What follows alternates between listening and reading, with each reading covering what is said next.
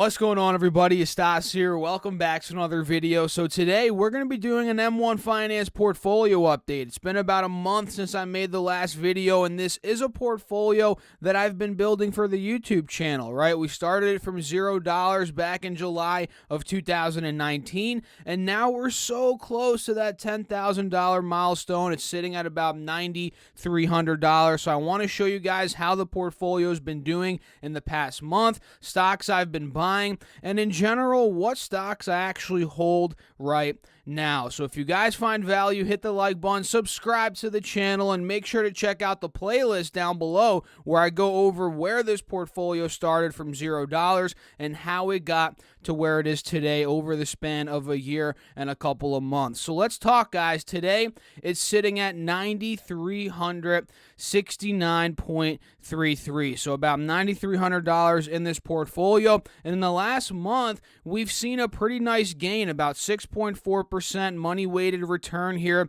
And that actually equates to about $540 in gains. 525 of that is for market gains, and about $15 from that is from earned dividends, right? And this portfolio in general started out as kind of a dividend growth portfolio, but as the months went on, I actually added some more dividend stocks, or actually growth stocks, to the portfolio, right? So we'll see a couple of the ones that I own down here, but overall in the past month, you can see here my best investment dollar-wise has been ARK, ARKK, which is an ETF that's managed by Kathy Wood. I actually have two ARK Invest ETFs here in the portfolio, and both of them have been doing great. ARKK has been doing great, and so has ARK Q, which is another one I own here, which is up about $45 in the past month. So you guys can see here, my top holding is DGRO. It's a dividend growth ETF.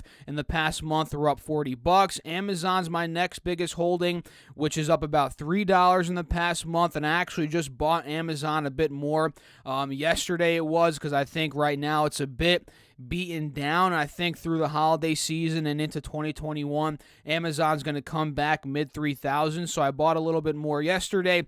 AbbVie's my third biggest holding here. It's up about $60. This is a dividend beast, up $60 over the past month, and I believe they are paying here in the next couple of weeks in terms of their dividend. Starbucks is another one here, up $30 in the past month, and guys, you know I've been calling out Starbucks since the $70 to $75 level. If I click onto this position, my average cost is $75, right? We've been talking about this one. I have about 5.5 shares, and now it's sitting at $100, guys. So it's right around where I thought it would get to, but I'm not selling out. I'm just holding on to my position. I'm not buying more, but I'm just holding on and holding on for that cute, sweet, beautiful old dividend, right, guys? Because they do pay a pretty decent dividend. And under that, we have ARK. ARKK, like I said, the best performing one over the past month. Under that, we have Johnson & Johnson, a staple company here, up $20 in the past month on this one. Nice dividend payer. Under that, we have Google, McDonald's, and Microsoft, right? A bunch of big, large cap companies. Under that, we have Disney. And by the way, guys, Microsoft's been down the past month. $7 I've lost on this one. And McDonald's also down about $7, which I actually added about $100 into McDonald's a couple days ago as well. And then Disney's been crushing it, guys, up $40. We know that they're moving and focusing heavily now on streaming, right? And they're trying to put a lot of more money into that. They cut the dividend, which is great. I'm for that. So Disney's looking strong. MasterCard under there has been down the past month, down about $6. Altria under that is up $43. This is a dividend beast, guys. This company pays almost an 8% dividend, and in my opinion, it's a pretty safe dividend at that. And under that, we have Facebook. We have VEA, which is a developed markets ETF that does not include U.S. stocks. So this is a great way to diversify outside of the U.S., to ticker symbol VEA. Under that, we have Pepsi, PayPal, which is up about $55 the past month. Pepsi up $20, VEA up $27. We have Realty Income, which Realty Income, real estate in general has been struggling, so Realty Income's down about $4, but they still pay a pretty nice dividend of about 4.5%, and I might buy more of it, guys. And I actually set a new rule for myself in this portfolio that I'm going to be buying stocks with only $100 blocks or more, right? Before I was buying, $20 here, $20 there, but I kind of want to set a new standard. Not that it's bad to buy $20, but as the portfolio gets over $10,000, I feel like, hey, I'm going to only be buying in with $100 blocks there, just because, guys, right? It's kind of a little mental thing, sort of, but I just want to up it up a little bit to grow the portfolio even more with my deposits. And under Realty Income, we have AT&T up $40 past month,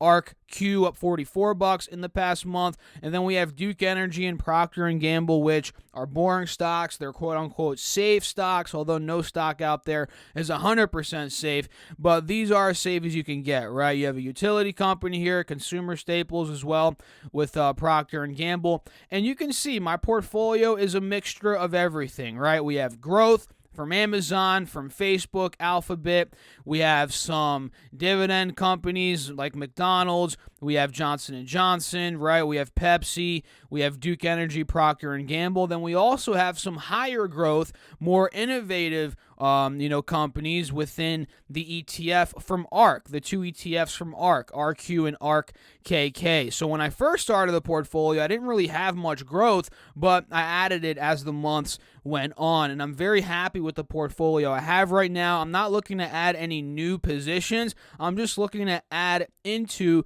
the existing positions that I have, right? So let's go over what I've been doing. The activity tab shows you everything. Let's just go to trading only, and we'll throw dividends in there as well. So you guys can see in the past month, I've been doing some buying, right? I believe the last update was in the middle of November. I forget exactly when, but we've gotten dividends from MasterCard, 40 cents, Realty Income, $1.41, AbbVie, which is about $5, which I love AbbVie, guys. Again, this is a quarterly paying stock here for dividends. And then Procter & Gamble, we got about 92 cents there in the middle of November. And then you guys can see here, I started buying some stocks later in November. I reinvested the $7.60 in dividends into Amazon here. I ended up buying $12 of Johnson & Johnson, reinvesting more dividends there. And I ended up buying about $300 worth of stocks here. This is before that $100 limit rule that I set for myself. I bought 50 AT&T, 50 Microsoft, 50 in Amazon, 10 McDonald's, 50 in Procter & Gamble, 50 in PayPal. And then here, guys, you can see on the 7th of December, literally a couple days ago, this is when I started that $100 rule. I bought $100 McDonald's, $100 in AbbVie, and yesterday, like I just said, I bought $100 worth of Amazon, 99.98 here of Amazon, and we also got about $3 from dividends, from Johnson & Johnson. So the dividends are slowly getting to be more. I personally track them in Excel. I write down every single dividend I get. In the beginning of the journey, when I had a $1,000 portfolio here, the YouTube portfolio, I was literally getting $1 dividends a month. Now I'm getting about $15 on a good month, maybe $20 on a good month, but it varies because not every company pays dividends every month. Some months are better than others, but I believe my best month has been about $20 in dividends. And hey, that pays what? The light bill? Not even the light bill, like the phone bill, not even the phone bill. But we're getting there, guys. We are getting there, and that's kind of what it's looking like. That's what I've been doing. I'm looking to buy more of, let's say, Amazon, AbbVie, McDonald's. These are the three that I want to focus on right now. Maybe even Microsoft. I might throw another 100 into that one because it's been getting hit. Maybe even MasterCard. I might throw another 100 into that one, and maybe even into some Duke Energy and Procter & Gamble to beef up these positions a bit, because they're just getting kind of small for the portfolio here. They're just 2% each, and I want them to be about 3% each. So that's what the portfolio has been looking like. It's been doing well past month, $500, past week about 200. In the last quarter, we're up about 800, and all time we're up about $1,200 on this portfolio. So let me know your thoughts about it down below. What are your thoughts on the holdings, my portfolio, what I've been buying? And I'm just going to keep on buying, guys. You know, the market could very well tank in 2021. That's what people are saying. And I'll just be buying more because I'm looking at this portfolio from a 5-year, 10-year standpoint. And honestly, I have big goals for it. I think in 2021, I want to blow it up. I want to say to 100,000, but that might be a bit too ambitious on this little side YouTube portfolio that I'm running. But maybe 50,000. Let's say 50,000 bucks. I want to blow it up to 50K in 2021. Let's see if we can do it, guys. So let me know your thoughts down below in the comments. Hit that like button if you guys enjoyed the video. Make sure to subscribe to the channel as well, and check out the playlist down below where we go over all of the previous episodes, and you guys can see, hey, where this portfolio started, how it got to where it is today. And if you all want to use M1 Finance, get 10 free dollars. Check out my affiliate link down below. All you have to do is use that, deposit any amount, and you get 10 free bucks to start out with, and you can make a portfolio of your own on M1 Finance. So I'll catch you all in the next video. Thanks for watching as always. Stay safe out there, guys. Keep crushing the markets. Peace out.